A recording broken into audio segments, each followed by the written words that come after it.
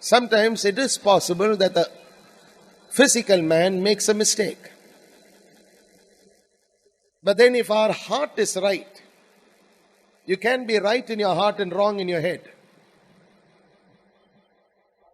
You can be right in your heart and wrong in your head.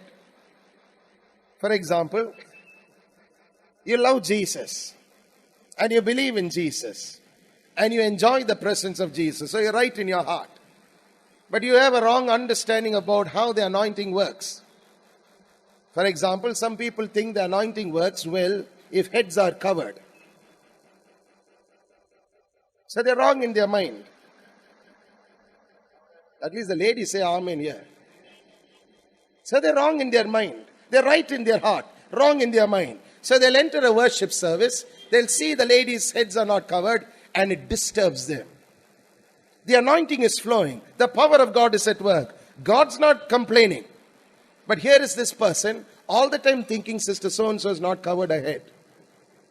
So they'll come into a worship service, miss out on the best blessing of all, which is to have the anointing on their life, and go back sad at the end of the day, while the other person whom they were trying to judge, whose head was not covered, that person had a good time in the presence of God and is going back singing the praises of God continually. This is only one of the basic examples of being right in your heart and wrong in your head. I can give you umpteen examples.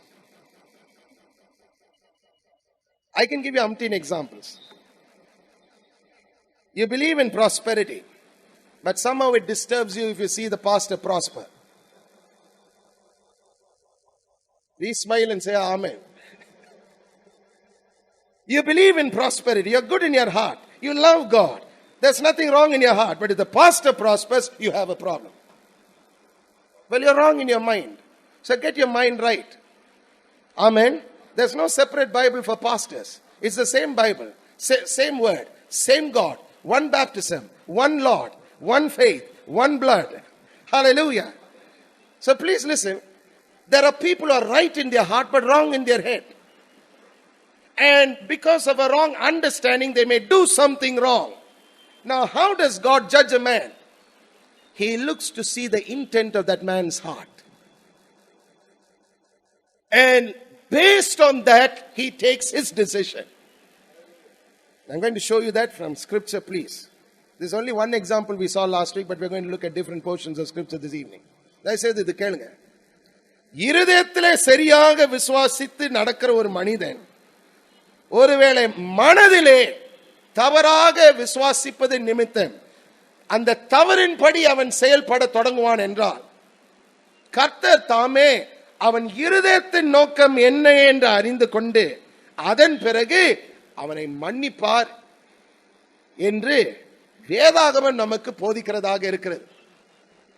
இருதயத்திலே அவன் என்ன நினைக்கிறான், அவனுடைய இருதயத்தின் நோக்கம் என்ன என்று கர்த்தர் தாமே கண்டுபிடிக்கிறார்.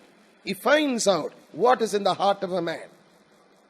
Now the example we saw was of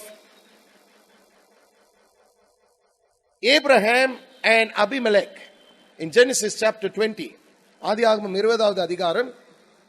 ஆபிரகாமும் அந்த இடத்தின் தலைவனாகிய கோராவின் ராஜாவாகிய அபிமெலேக்கும் அவர்களுக்குள்ளாக நடந்த ஒரு சம்பவத்தை குறித்து நாம் வாசித்தோம்.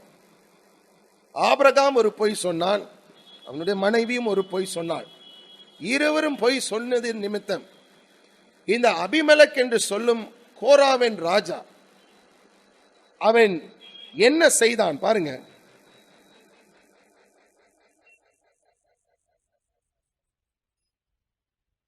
அங்கே ஆபிரகாம் தன் மனைவியாக சாராளை தன் சகோதரி என்று சொன்னதினாலே, 2வது வசனம், கோராரின் ராஜாவாகிய அபிமெலேக் ஆள் அனுப்பி சாராளை அழைப்பித்தான்.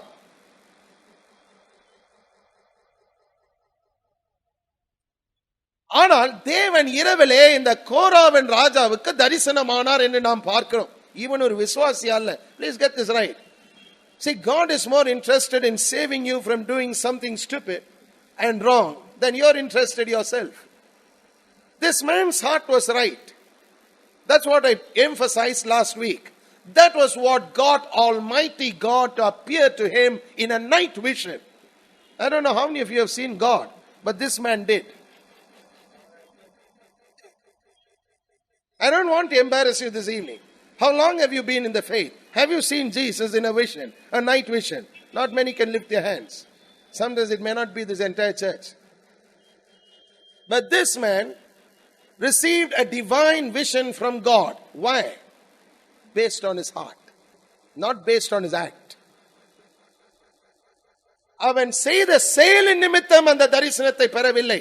அவன் இருதயத்தின் நோக்கத்தினாலே இந்த தரிசனத்தை பெற்றுக்கொண்டான். அதைத்தான் நாம் வாசிப்போம். தேவன் இரவிலே அபிமெலேக்கு சொப்பனத்திலே தோன்றி, நீ அழைப்பித்த ஸ்திரீயின் நிமித்தம் நீ செத்தாய், அவள் ஒருவனுடைய மனைவியார் இருக்கிறாளே என்றார். அபிமெலேக் அவளை சேராதிருந்தான். ஆகையால் அவன், ஆண்டவரே, நீதியுள்ள ஜனங்களை அழிப்பீரோ. பாருங்க, இவன் ஒரு எபிரேன் அல்ல. நீதியின் தேவனுக்கு முன்பாக நீதியுள்ள மக்களை குறித்து அவன் பேசுகிறான். அதுதான் ஆச்சரியமாக இருக்கிறது. Please understand, he is not a Hebrew. He didn't come under covenant. He was a heathen king. But you know what he's asking a righteous judge?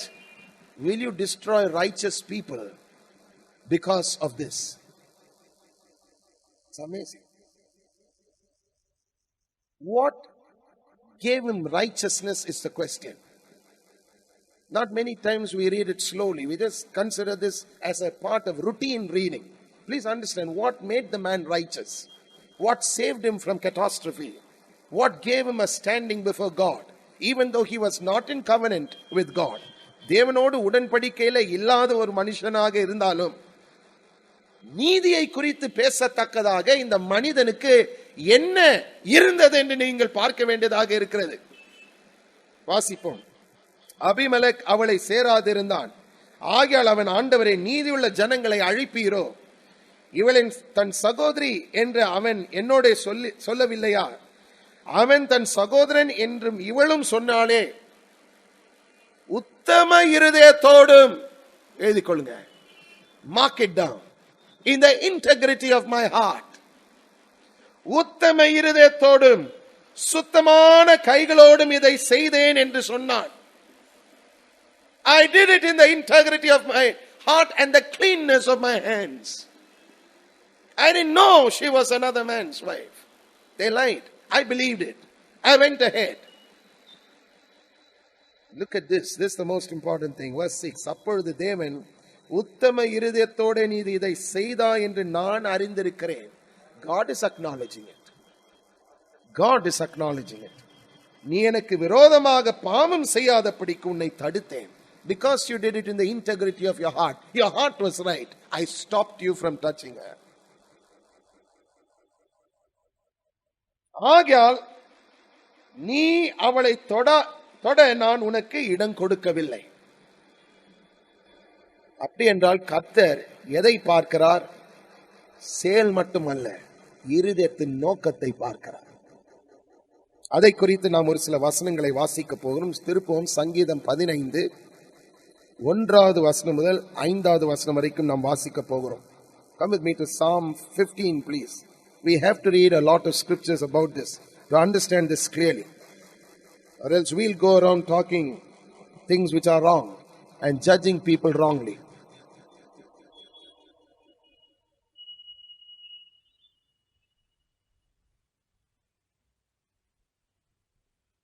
சங்கீதம் 15க்கு திருப்புங்கள். இது ஒரு அருமையான சங்கீதம். ஏன் நம்முடைய இருதயத்தின் நோக்கம் சரியாக இருக்க வேண்டும், அதே சமயத்திலே கர்த்தர் எப்படி ஒரு மனிதனுடைய இருதயத்தின் நோக்கத்தை அவர் அறிந்திருக்கிறார் என்பதை குறித்து நாம் வாசிக்க போகிறோம். இது தாவீதின் சங்கீதம். முதல் 5வது வசனங்களை நாம் வாசிப்போம். கர்த்தாவே, யார் உம்முடைய கூடாரத்தில் தங்குவான்? யார் உம்முடைய பரிசுத்த பர்வதத்தில் வாசம் பண்ணுவான்? உத்தமனாய் நடந்து நீதியை நடப்பித்து மனதார சத்தியத்தை பேசுகிறவன் தானே. அவன் தன் நாவினால் புறங்கூறாமலும் தன் தோழனுக்கு தீங்கு செய்யாமலும் தன் அயலான் மேல் சொல்லப்படும் நிந்தையான பேச்சை எடுக்காமலும் இருக்கிறான். ஆகாதவன் அவன் பார்வைக்கு தீர்ப்பானவன் கர்த்தருக்கு பயந்தவர்களை கனம் பண்ணுகிறான். ஆணையிட்டதில் தனக்கு நஷ்டம் வந்தாலும் தவறாதிருக்கிறான். தன் பணத்தை வட்டிக்கு கொடாமலும் குற்றமில்லாதவனுக்கு விரோதமாய் பரிதானம் வாங்காமலும் இருக்கிறான். இப்படி செய்கிறவன் என்றென்றைக்கும் அசைக்கப்படுவதில்லை. ஒருவேளை இந்த சங்கீதம் பூர்ண மனிதனை குறித்து எழுதப்பட்டிருக்கும் சங்கீதமாக இருப்பதை போல காட்சி கொடுத்தாலும், இது ஒரு மனிதனுடைய இருதயத்திலே நாம் பார்க்கக்கூடிய முக்கியமான நோக்கத்தை காண்பிக்கும் சங்கீதமாக இருக்கிறது. Sometimes the psalm gives you the impression that's talking about the perfect man. But this psalm is not just talking about the perfect man. It's talking about the heart of a man who's perfect. And I want you to look at it very carefully. I want to read it out to you from the Living Bible. Just 5 verses. Just listen very carefully. If you have your English Bible, just follow. Lord, who may go and find refuge and shelter in your tabernacle upon your holy hill? Anyone who leads a blameless life and is truly sincere. Anyone who refuses to slander others, does not listen to gossip, never harms his neighbor, speaks out against sin, criticizes those committing it, commends the faithful followers of the Lord, keeps a promise even if it ruins him, does not crush his debtors with high interest rates, and refuses to testify against the innocent despite the bribes offered him. Such a man shall stand forever. Now, is this possible is the question. Is this something which is possible? Is this something that can happen in a man's life where a man has his heart right in all these areas and still lives in a fallen world where the chances of him making mistakes still arise, and yet God accepts him to come and dwell in his dwelling place? Well, it is possible. I said it is possible. And that's what we're going to be looking at. பாருங்க,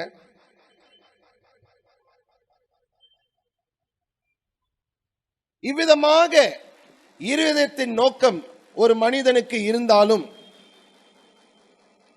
அவன் பூர்ண புருஷனாக இருக்க வேண்டும் என்று எண்ணத்தோடு அவன் வாழ்ந்தாலும், ஒரு சில வேளையிலே செயல்கள் தவறாக அவன் நடப்பித்து, இருதயத்தின் நோக்கம் சங்கீதம் 15 போல் இருக்கிறது. He doesn't want to slander. He doesn't want to gossip. He stands up against it. He hates people who sin. Speaks against it. Now, the man is in his heart following it just like that. But he is living in a fallen world. And there are times that he slips up. How does God deal with the man? Will God condemn him? Wrong. God accepts the man. God forgives the man. Because God sees the heart of this man. இவ்விதமான ஒரு மனிதன் இருதயத்தின் நோக்கம் தவறாக இருந்தாலும், செயல் தவறாக இருந்தாலும் இருதயத்தின் நோக்கம் சரியாக இருக்கும் என்றால், கர்த்தர் அவனை மன்னிக்கிறார், அவரை ஏற்றுக்கொள்கிறார், அவருடைய இருதயத்தின் நோக்கத்தின்படி அவரை ஆசீர்வதிக்கிறார். அதற்கு ஒரு உதாரணத்தை நாம் பார்க்க போகிறோம். We are going to look at an example of this, because we need Bible examples, or else we won't understand what we are talking about. I want you to come with me to Joshua chapter 9.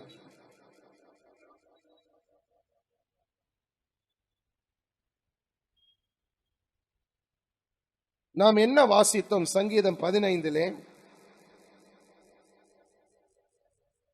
ஆணையிட்டதில் தனக்கு நஷ்டம் வந்தாலும் தவறாதிருக்கிறான்.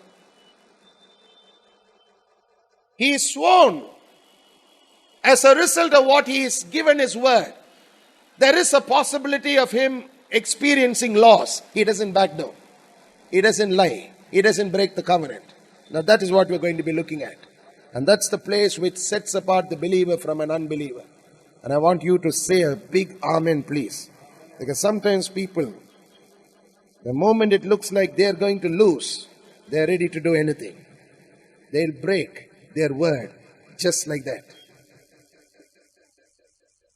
யோசுவா 9வது அதிகாரத்துக்கு திருப்புங்கள். நஷ்டம் எனக்கு வந்தாலும் நான் கர்த்தரையே பின்பற்றுவேன் என்று சொல்லும் மனிதன் பாக்கியவான். யோசுவா 9வது அதிகாரம். இந்த இடத்திலே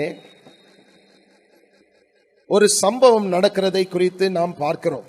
என்ன சம்பவம்?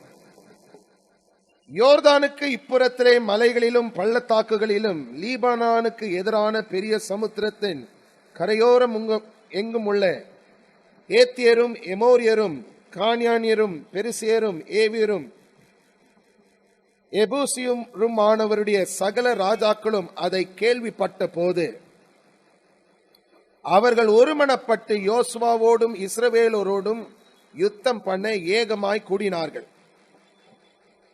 எரிகோவுக்கும் ஆயிக்கும் யோசுவா செய்ததை கிபியோன் குடிகள் கேள்விப்பட்ட போது, பாருங்க, இரண்டு விதமான மக்கள். ஒரு மக்கள் ஆண்டவர் இஸ்ரவேல் ஜனத்தாருக்கு செய்ததை கேட்டவுடனே அவர்களுக்கு எதிர்த்து நின்றார்கள். இன்னொரு கூட்டத்தார் கிபியோன் தேசத்தார்கள் என்ன செய்தார்கள்? எப்படியாவது இஸ்ரவேல் ஜனத்தோடு நாம் ஐக்கியம் வைக்க வேண்டும், ஐக்கியம் வைப்போம் என்றால் தப்புவோம் என்று சொல்லி தந்திரமாக ஒரு காரியத்தை செய்தார்கள் என்று எழுதப்பட்ட ஒரு இடம். This is a chapter that records the different attitudes of two groups of people.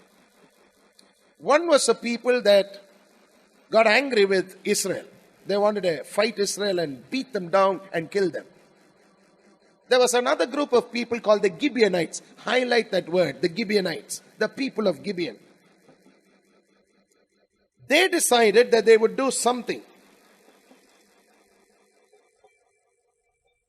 Although what they did was not correct, in their heart they believed that if they would come into covenant with Israel, Israel would show them mercy, that they would be spared death. God would show them mercy. பாருங்க, இவர்கள் செயல் தவறாக இருந்தாலும் இருதயத்திலே அவர்கள் என்ன எண்ணினார்கள்? இஸ்ரவேல் ஜனத்தாரோடு நாம் ஐக்கியம் வைப்போம் என்றால் நாம் நிச்சயமாகவே மரணம் அடைவது கிடையாது, தப்புவோம் என்று சொல்லி தந்திரமாக ஒரு காரியத்தை செய்தார்கள் என்று நாம் பார்க்கிறோம். Now let's read. ஒரு தந்திரமான யோசனை பண்ணி தங்களை ஸ்தானாபதிகள் போல காண்பித்து பழைய இரட்டு பைகளையும் பீரலும் பொத்தலுமான பழைய திராட்சரச துருதிகளையும் தங்கள் கழுதைகள் மேல் வைத்து பழுத பார்க்கப்பட்ட பழைய பாதரட்சைகளை தங்கள் கால்களில் போட்டு பழைய வஸ்திரங்களை உடுத்திக் கொண்டார்கள். வழிக்கு அவர்கள் கொண்டு போன அப்பமெல்லாம் உலர்ந்ததும் பூசணம் பூத்ததுமாய் இருந்தது. அவர்கள் கில்காலில் இருக்கிற பாளையத்துக்கு யோசுவனிடத்தில் போய் அவனையும் இஸ்ரவேல் மனுஷரையும் நோக்கி, நாங்கள் தூர தேசத்திலிருந்து வந்தவர்கள், எங்களோட உடன்படிக்கை பண்ணுங்கள் என்றார்கள். Listen, they brought with them molded bread. Now any man would have thought, how on earth can these people travel for so long with molded bread? But listen, Joshua went with what he saw. He made a mistake. And that's what we're trying to see this evening. If your heart is right, but your mind is wrong, God still will forgive you. Smile and say amen, because all of us need that kind of forgiveness.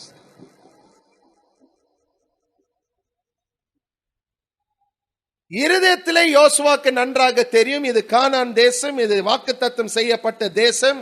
இந்த தேசத்துக்குள்ளாக நான் பிரவேசிப்பேன் என்றால் இங்கே இருக்கிறவர்களை நான் அழித்து நான் இந்த இடத்திலே இஸ்ரவேல் ஜனத்தார் வாழும்படிக்கு ஒரு வழியை ஆயத்தம் செய்ய வேண்டும் என்று அவனுக்கு நன்றாக தெரியும். In his heart he knew he was commissioned to take the people of Israel into the promised land. And every place his feet would tread upon, it was a God-given mandate to destroy the people of the land. He knew it in his heart. But when he saw the molded bread, his heart went, he felt sad. He saw the old wineskin. He saw the slippers which are with no soles in them. He felt bad. He felt sad. He had never seen it before. 40 years in the wilderness, the shoe didn't get bad. These poor fellows, they've been walking just to meet us. Poor boys. Look at them. So his mind starts giving him a different signal. பாருங்க, இருதயத்திலே நன்றாக கட்டளை பெற்றவன், ஆனால் மனதிலே அவன் பார்க்கக்கூடிய காரியத்தின் நிமித்தம் அவன் அசைக்கப்படுகிறான். Now he is being swayed by what he sees.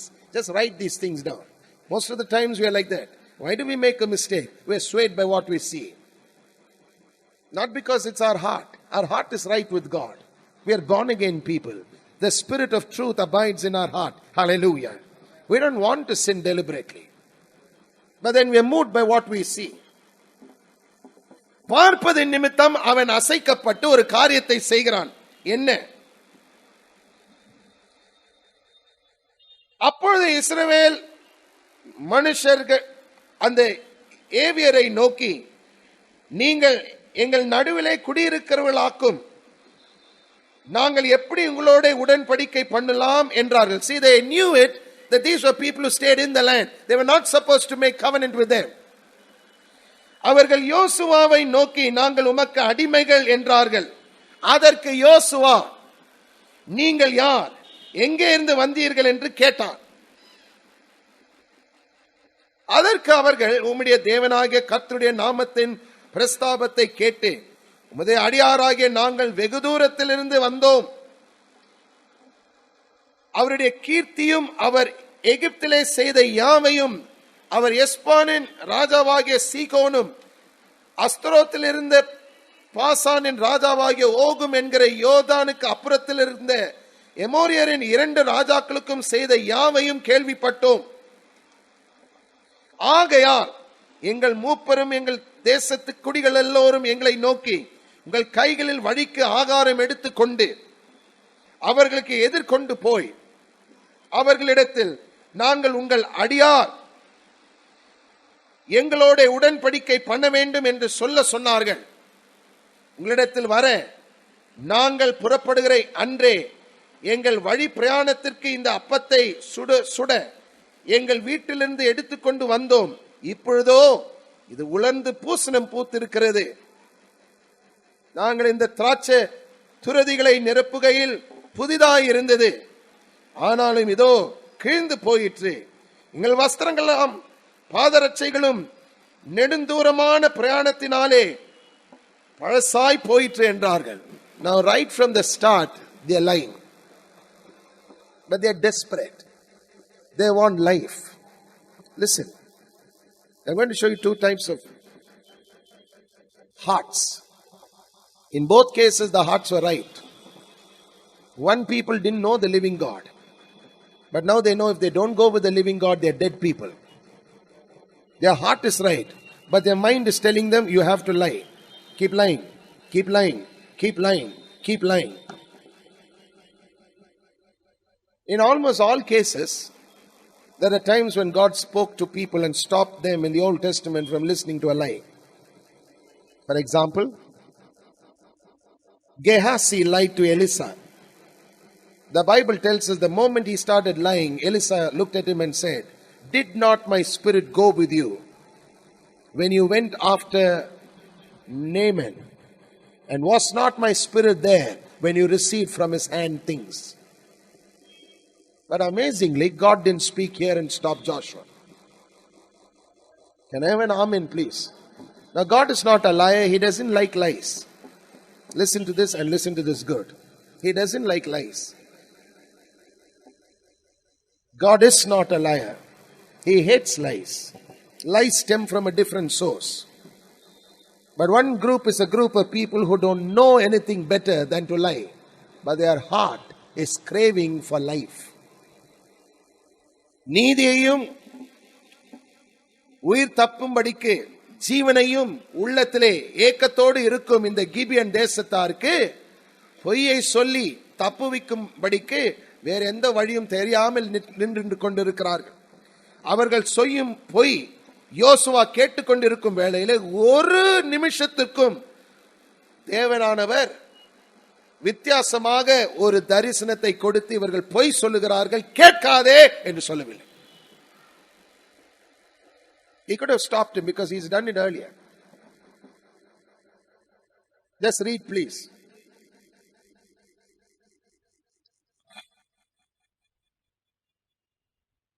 அப்பொழுது இஸ்ரவேலர் கர்த்தருடைய வாக்கை கேளாமல் அவருடைய போஜன பதார்த்தத்தில் சிறிது வாங்கி கொண்டார்கள். யோசுவா அவர்களோட சமாதானம் பண்ணி அவர்களை உயிரோட காப்பாற்றும் உடன்படிக்கையை அவர்களோடு பண்ணினான். He didn't even consider, let me go ask God. He went by what he saw. Did he make a mistake? Yes, he blew it. That's what I'm trying to explain to you. He blew it. Can we all say it loudly, please? Joshua blew it. Loudly, please. Joshua blew it. He made a mistake. Was his heart right? Yes. But was his act wrong? Yes. His act was wrong. Did God hate him for that? No. No. He continued to be leader of Israel. தொடர்ந்து இஸ்ரவேல் ஜனத்தாரை தலைவன் என்று நின்று அந்த ஸ்தானத்திலே நின்று அவர்களை நடத்தின ஒரு மனிதனாக அவன் இருந்தான். கர்த்தர் அவரை வெறுக்கவில்லை. ஏனென்றால் இருதயத்திலே கர்த்தருடைய சித்தம், கர்த்தருடைய காரியம் நிறைவேற வேண்டும் என்று சரியான இருதயம், ஆனால் செயலோ தவறாக இருந்தது. ஏனென்றால் அந்த நேரத்தில் தாமே மனது நிமித்தம் ஒரு முடிவுக்கு அவன் வருகிறான். He comes to a conclusion based on his mind. So he blew it, but his heart was right. Now, let's just read that, please. அவர்களோட உடன்படிக்கை பண்ணி 3ஆம் நாள் சென்ற பின்பு, just 3 days later, they arrive at Gibeon. அவர்கள் தங்கள் அயலார் என்றும் தங்கள் நடுவே குடியிருக்கிறவர்கள் என்றும் கேள்விப்பட்டார்கள். 3 days later, the cat is out of the bag. 3 days later, the mystery is solved. These are not people from very far up. They're staying just close by. Just 3 days journey away. Now look at this. இஸ்ரவேல் புத்திரர் பிரயாணம் பண்ணுகையில் 3ஆம் நாளில் அவர்கள் பட்டணங்களுக்கு வந்தார்கள். அந்த பட்டணங்கள் கிபியோன், கெபேரா, பேத்ரத், கீரியாத்தியாரியம் என்பவைகள். சபையின் பிரபுக்கள் அவர்களுக்கு இஸ்ரவேலின் தேவனாகிய கர்த்தர் பேரில் ஆணையிட்டிருந்தபடியினால் இஸ்ரவேல் புத்திரர் அவர்களை சங்காரம் பண்ணவில்லை. ஆனாலும் சபையார் எல்லோரும் பிரபுக்கள் மேல் முறுமுறுத்தார்கள். Follow. The people are getting ticked off now. They are saying, oh my God, why did we? They must have looked at Gibeon. My God, such a beautiful place. But legally we should have killed them. Now we have told them that they are going to have life. Now look at Psalm 15. We have sworn. One fellow must have looked at the 3-storied house. I should be there. But then he says, no, I'm not going to think about it. Because I opened my mouth and said, I won't kill you. Follow carefully. Every one of them swore. They are feeling bad now. But they didn't break their word. Because had they broken their word, God would have dealt with them. பாருங்க, அவர்கள் தாங்கள் கொடுத்த வாக்கின்படி செயல்படுகிறார்கள். ஏனென்றால் வாக்கை அவர்கள் முறியடித்திருப்பார்கள் என்றால் நிச்சயமாகவே கர்த்தருடைய கோபாக்கினை அவர்கள் மேல் வந்திருக்கும்.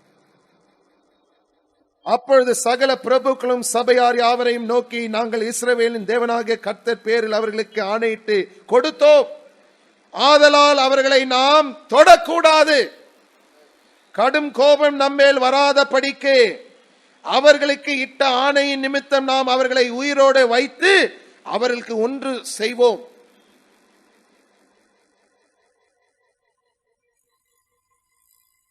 பிரபுக்களாகிய நாங்கள் அவர்களுக்கு சொன்னபடி அவர்கள் உயிரோடு இருந்து சபையார் எல்லோருக்கும் விறகு வெட்டுகிறவர்களாகவும் தண்ணீர் எடுக்கிறவர்களாகவும் இருக்க கடவர்கள் என்று பிரபுக்கள் அவர்களோடு சொன்னார்கள். பின்பு யோசுவா அவர்களை அழைப்பித்து, நீங்கள் எங்கள் நடுவே குடியிருக்கும் போது நாங்கள் உங்களுக்கு வெகு தூரமாய் இருக்கிறவர்கள் என்று சொல்லி எங்களை வஞ்சித்தது என்ன? Now he's asking them, why did you deceive me? Listen, he need not have been deceived. He allowed himself to be deceived. His heart was right. Mind was the one gave him a problem. He saw, he believed. இப்போதும் நீங்கள் சபிக்கப்பட்டவர்கள், என் தேவனுடைய ஆலயத்துக்கு விறகு வெட்டுகிறவர்களுக்கு தண்ணீர் எடுக்கிறவர்களுமான பணிவிடைக்காரர்களாய் இருப்பீர்கள். இந்த ஊழியம் உங்களை விட்டு நீங்க மாட்டாது என்றான். அவர்கள் யோசுவாவுக்கு பிரதியுத்தரமாக, தேசத்தை எல்லாம் உங்களுக்கு ஒப்புக் கொடுக்கவும் தேசத்தின் குடிகளை எல்லாம் உங்கள் முன்பாக அழிக்கவும் உடைய தேவனாகிய கர்த்தர் தமது தாசனாகிய மோசேக்கும் கட்டளையிட்டது உமது அடியாருக்கு நிச்சயமாகவே அறிவிக்கப்பட்டதினால் நாங்கள் எங்கள் ஜீவன் நிமித்தம் உங்களுக்கு மிகவும் பயந்து இந்த காரியத்தை செய்தோம். எங்கள் look at that verse. With our life we feared you. What is life? Life is not in the body. Life is in the spirit. And what is the spirit? The heart of a man. ஜீவன் எங்கே இருக்கிறது? சரீரத்திலே கிடையாது, ஆவியிலே இருக்கிறது. ஆவி என்றால் என்ன? ஒரு மனிதனுடைய இருதயம். இருதயத்திலே நாங்கள் உங்களை பயந்து கர்த்தர் பேசினது எங்களுக்கு தெரிய வந்தது, ஆகையால் தான் இதை செய்தோம். தவறாக செய்தோம், அது உண்மைதான். ஆனால் இருதயத்திலே கர்த்தருடைய வார்த்தைக்கு நாம் பயந்தோம். Listen, these are alien people, but they feared God's word to Moses in their heart. Heart. They were frightened. So they said, let's throw ourselves into the mercy of these people. That's why the Bible tells us God also didn't stop these people from getting saved. They were saved. Can I have an amen, please? So salvation is not a new story for the living God. He is always in the business of saving people who throw themselves into the mercy of the living God. ரட்சிப்பு என்பது ஒரு சாதாரண விஷயமே அல்ல. எந்த ஒரு மனிதனும் ஆண்டவரை தேடி அவருடைய கிருபையின் குள்ளாகவும் அவருடைய இரக்கத்தின் குள்ளாகவும் அப்படியாகவே சாஷ்டாங்கமாக விழும் ஒரு நபராக இருப்பான் என்றால் அவரை ரட்சிக்க தேவன் வல்லவராக இருக்கிறார். இதை முடிப்போம். இப்போதும் இதோ கையில் இருக்கும் உம்முடைய பார்வைக்கு நன்மையும் நியாயமுமாய் தோன்றுகிறபடி எங்களுக்கு செய்யும் என்றார்கள். அப்படியே யோசுவா அவர்களுக்கு செய்து இஸ்ரவேல் புத்திரர் அவர்களை கொன்று போடாதபடிக்கு அவர்களை இவர்கள் கைக்கு தப்புவித்தான். இந்நாள் மட்டும் இருக்கிறபடியே அந்நாளில் அவர்களை சபைக்கும் கர்த்தர் தெரிந்து கொள்ளும் இடத்தில் இருக்கும் அவருடைய பலிபீடத்திற்கும் விறகு வெட்டுகிறவர்களாகவும் தண்ணீர் எடுக்கிறவர்களாகவும் ஆக்கினான். The good news is that today in Israel there are still Gibeonites. I hear you. There are still Gibeonites. And you know why they are waiting? They are waiting for the day that the temple of Jerusalem will be built. They are still there. They are the people of the land, the inhabitants of Gibeon. கிபியன் தேசத்தார் இன்றைக்கும் இருக்கிறார்கள். மறுபடியும் தேவாலயம் கட்ட வேண்டும். கட்டும் வேளையிலே அவர்களுக்கு பணிவிடை வேலை இருக்கிறது என்று அறிந்து இன்னும் அந்த நாளிலே செய்த உடன்படிக்கை நிமித்தம் இன்றைக்கும் வாழ்ந்திருக்கிறார்கள். நாம் தலை வணங்கி ஜெபித்து பரிசுத்த பந்தியாகிய இந்த திருவிருந்து ஆராதனையில பங்கு பெற போகிறோம். I want you to understand that God looks at your heart, not just at your act.